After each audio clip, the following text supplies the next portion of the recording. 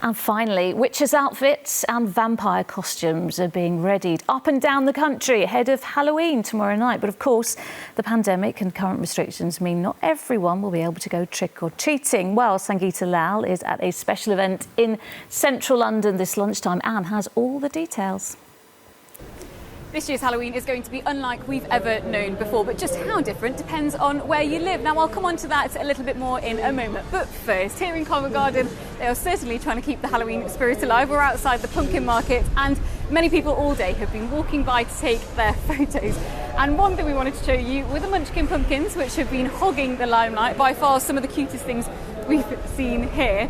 Now, if we were here this time last year, it would have been a totally different picture. This place would have been heaving with people, but it seems everyone's adhering to social distancing measures, and even though it feels a little bit unusual, many children I've been speaking to are more than excited about what tomorrow could bring. I'm really excited about what my costume is because it's quite scary. Yeah, what are you dressing up as? A Grim Reaper. Oh wow. Yeah. I'm excited for carving pumpkins, but it's a bit strange that we won't be able to go trick-or-treating this year.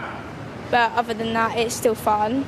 So let's come on to where you can trick-or-treat. Governments in Northern Ireland, Wales and Scotland have not allowed trick-or-treating, but in England it all depends on what tier restrictions you're in. So if you're in tier 3, it's not allowed. But if you're in tier 2 areas, you can still trick-or-treat because you can mix with other households as long as you're within that rule of 6, and that applies to tier 1 too, because you can also mix with other households outside, and crucially for tier 1 though, you can mix indoors. So even though it's going to be a very different year this time round, it seems that Halloween is still going ahead for some.